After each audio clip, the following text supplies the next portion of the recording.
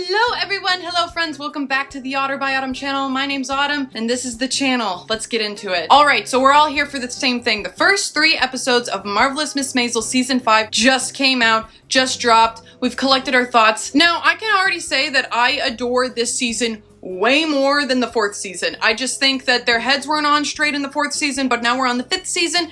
Am I still stressed? 110%. But I think maybe it'll come together. But I'm also worried. But I think in this video, instead of talking about what I loved and what I disliked, we're gonna talk about the theories that I have for this season, just based off of the first 3 episodes. And then maybe I'll make a separate episode about what I loved and what I disliked about it, maybe when we're halfway through the season. Let's do that. But alright, let's get into the theories that I have about the rest of the season just based off of the first 3 episodes. Let's go. But if you want to see more Marvelous Miss Maisel content, please show me some love. Like this video and, you know, talk about it. I got a lot of my ideas from the subreddit, so thank you so much, Marvelous Miss Maisel subreddit. And if you don't know about the subreddit, go join that community. They're actually really nice there compared to some other subreddits.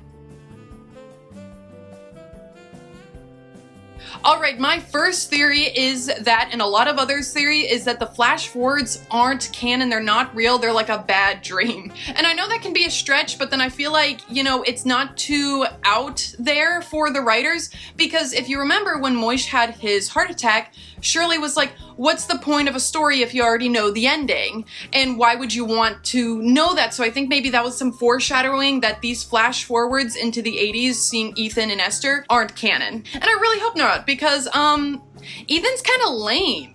He's not lame, but his girlfriend is, his fiance. And then I like Esther, but then also, man, she is a mix of her mother and Abe to a T. And then she's running around saying how much he hates her. Granted, I think she's kind of a crappy parent this season. No, that's not true. Forget that. She'd just be yelling. Everyone's stressed. I'm stressed. They're stressed. We're all stressed. All right, let's get into theory number 2.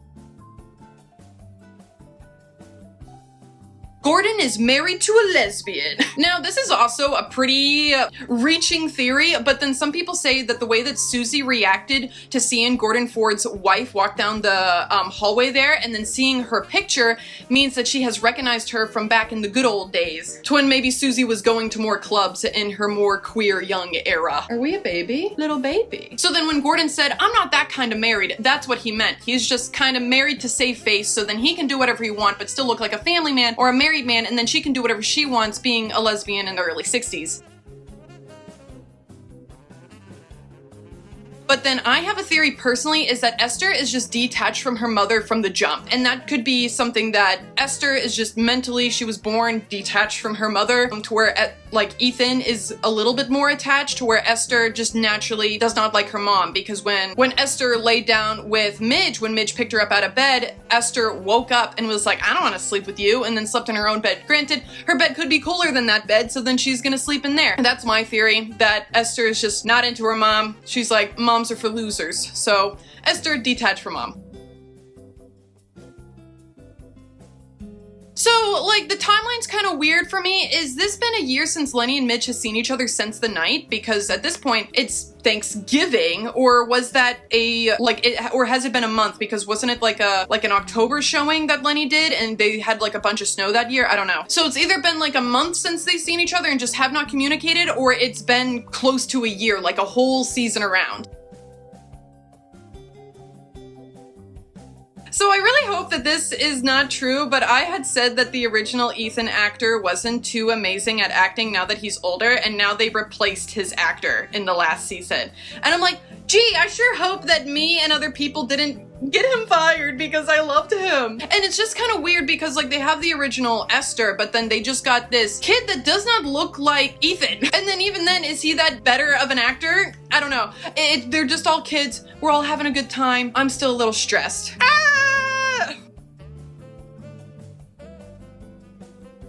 And then my theory with May was unfortunately true. I called it in season 4 that yes, that this was gonna happen. I'm just surprised that May did it in person. She did the break off. Something that I'm also seeing is that like they're not saying the A word when it comes to when the baby said bye-bye, and I don't know if that like was like because of the time period, but yeah, kind of sucks. But I'm seeing if these flash forwards are real, that maybe May is gonna keep the baby and then we're gonna meet Joel and May's child in the future, maybe as like an adoptee being like, yo, I think you might be my dad. I'm excited. But let me know what you want me to talk about next. Have a conversation below. Like I'm gonna be posting this in the subreddit so then everyone can just like, you know, thread it down there. I wanna talk to you. Let's have a conversation.